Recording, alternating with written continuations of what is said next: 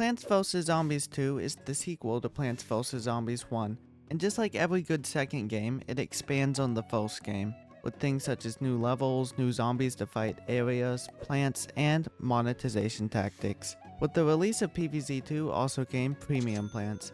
These plants are different than normal plants because you can't unlock them by playing the game normally. Rather, you have to shell out money to unlock them. Premium plants are generally a little bit stronger than regular plants, for obvious reasons. And in this video, on my quest to rank literally everything in PvZ, I will be ranking every premium plant from worst to best, and place them on a tier list. Since premiums are a bit stronger, a B tier premium is like an A tier regular plant, because they are quite literally pay to win plants. To start things off, we have the C tier premiums, which are not worth buying unless you really like the plant. There aren't any D tier premiums. Number 21. Toadstool is similar to Champa, but it's worse in just about every way since Champa was buffed. Toadstool costs 200 sun and can only eat one zombie before chewing. It kind of just sucks when there's more than one zombie because it takes longer than going to the DMV for Toadstool to finish chewing a single zombie.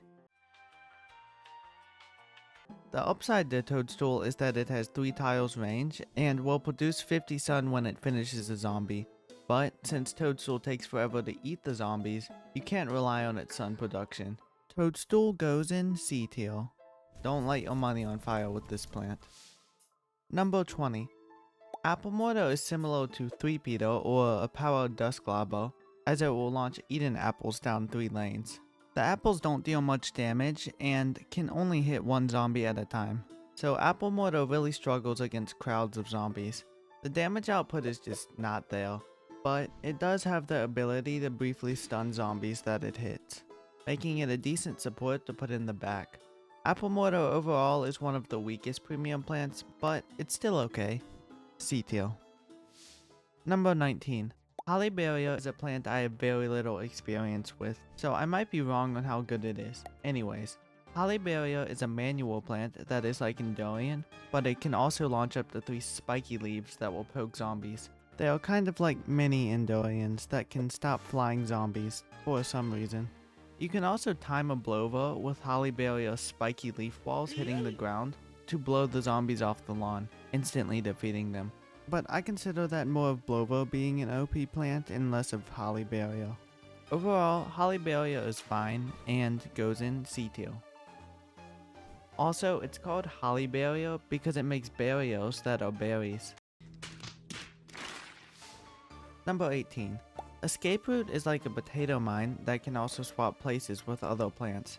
You can use escape root to move other plants around, but it's usually too much effort to keep up with. Escape root's main appeal is its secondary ability, where it turns into a random explosive plant when a zombie gets too close. This can be useful for when a plant is about to get eaten, and then you do the good old bait and switch, then bang.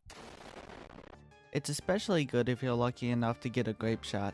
Escape root is just too micro heavy of a plant, but the explosions can be nice.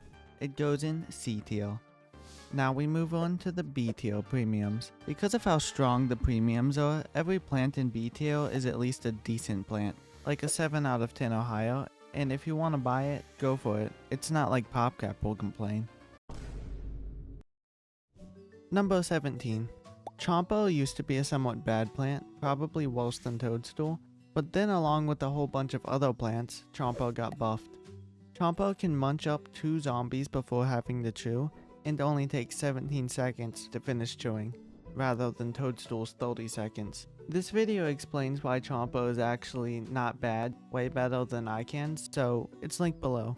Anyways, Champa is not too bad and goes in premium B tier, which is like A tier. Also, Champa is not an insta. Number 16. The electric bluesberry likes electrocuting zombies, and he likes jazz.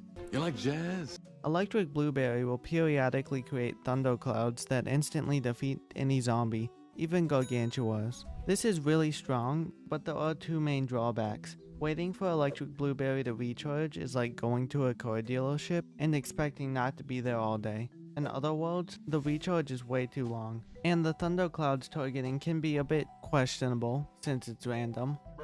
Electric blueberries can be a really good supporting plant for thinning out the zombies, but you will need to pair it with something else more reliable. Beetle. Number 15. Witch Hazel is similar to Electric Blueberry in the sense that it instantly defeats zombies, but Witch Hazel is overall a lot more reliable than Electric Blueberry, which is why it's ranked higher. Witch Hazel still has a slow recharge of 30 seconds, but it's a lot faster than Electric Blueberry. It can target zombies in 3 lanes rather than the whole board, and always targets the leftmost zombie in its reach. Witch Hazel targeting zombies in 3 lanes is actually better than having full board range, because it's more likely to defend itself rather than attack a zombie across the lawn while there are other zombies getting closer to the Witch Hazel. It is not able to insta-kill Gargs, but still does damage to them. Witch Hazel goes in B tier. Number 14. Strawburst is a really solid manual activation plant. It has 3 different stages, with each stage dealing more damage and having more splash. The full-size strawberry is like a mini cob cannon, as it damages a 3x3 area and does 900 damage. The main drawback is a high sun cost of 400, so setting up Strawburst can be harder on fast-paced levels. If you set up a full row of Strawburst in the back of the lawn, it can easily berry blast all the zombies because it's a berry. Strawburst goes in B tier. Also, I can't be the only one that thinks it kinda sounds like Peter Griffin, right? Number 13. Mistletoe is the lame version of Banana Launcher because it has no bananas. It's just a cheap knockoff of the legendary banana.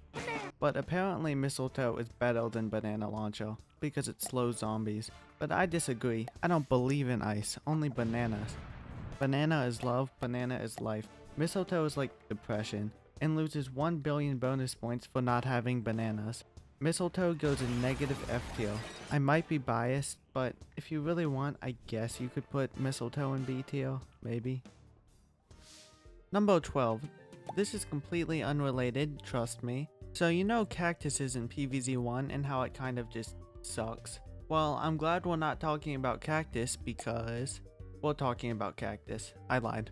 It was indeed related. Cactus is the definition of middle of the road premium plant. It's like a bloomerang but has some fancy paint.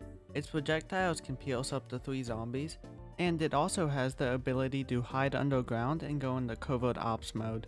Or at least, that's what Cactus calls it. We all know Cactus is scared of the zombie.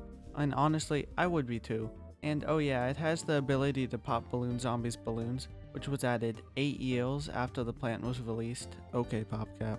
I feel like I talked about Cactus enough. Anyways, B tier. Moving on to number 11. Anyways, Parsnip is the plant I'm supposed to be talking about, so Parsnip is an above average melee plant. Now let's be real, nothing beats Bonk Jesus. But it's good. I somehow managed to smuggle that joke into every single video. Wait, we were supposed to be talking about Parsnip, which is an above average melee. And I already said that. Well, this is not going anywhere, so the point I'm trying to make is B tier. Parsnip is B tier. Now we move on to the top 10 premium plants. All of these are probably worth buying if you want to. Number 10. Jacalon is a great plant that can deal a ton of damage. It roasts zombies 3 tiles in front of itself and would be an S tier plant since the damage output is this high, 300 damage per second. But Jacalon has a fuel system where if it attacks too much, it will run out of flames and have to recharge. While it's recharging, Jacalon is completely vulnerable to being munched. It's still a great plant, but this weakness causes it to have a lot of sit there and just do nothing time. So because of the downtime, Jacalon goes in B tier.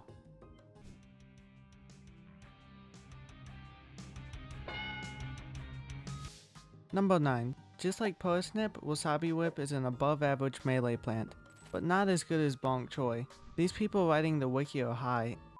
Wasabi Whip attacks forwards and backwards with a 2-tile range, dealing 40 damage per hit. Since it's a fire plant, don't use it with ice plants because that would be too Galaxy Brain and you'll be wanted by the FBI. You can also use Wasabi Whip to warm other plants in Frostbite Caves. Overall, it's good at giving zombies a whack down. B tier. Now we move on to the A tier premiums. This is where the plants start to get OP, so get your wallets ready. Number 8.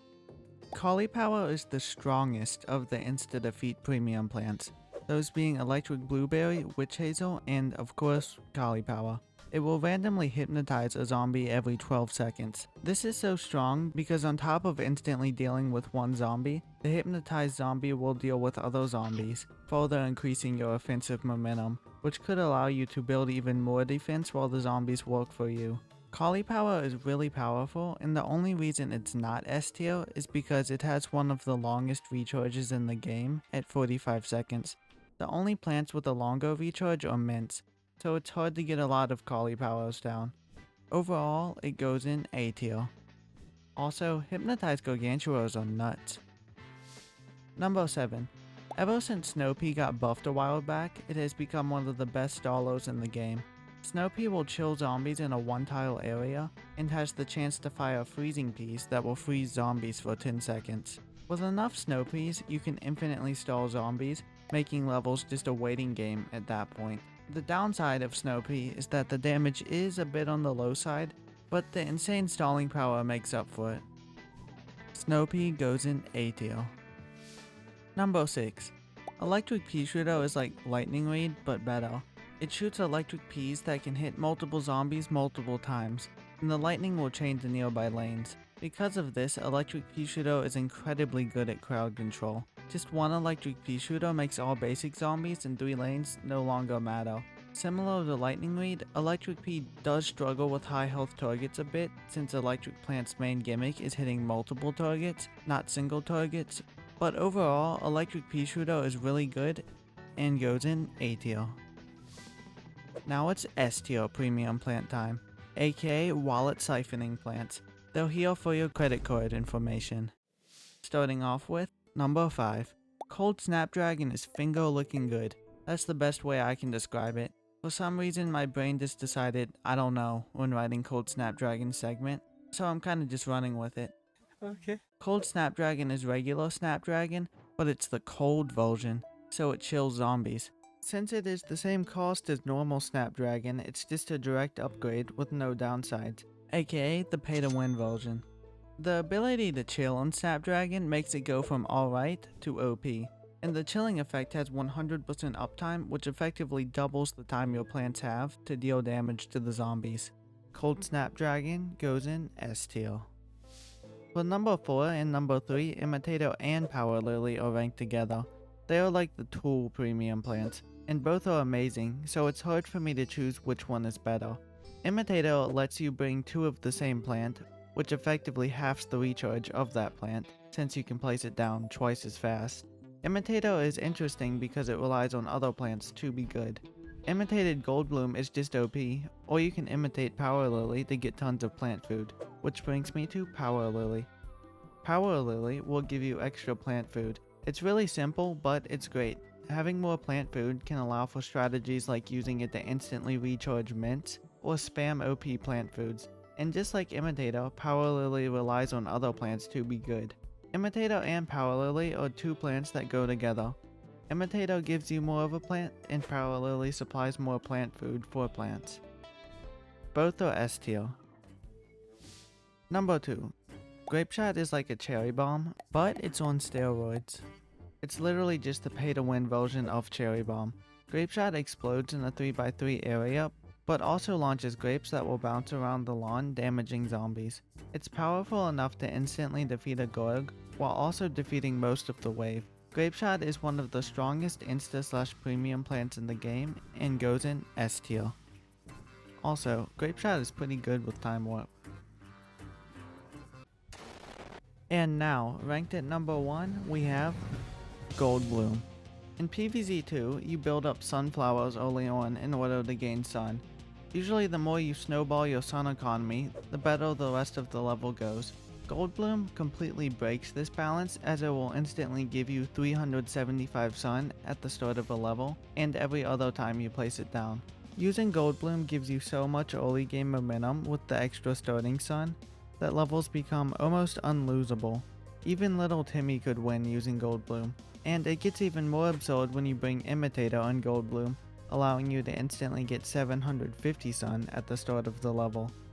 Gold Bloom is S tier and ranked number 1.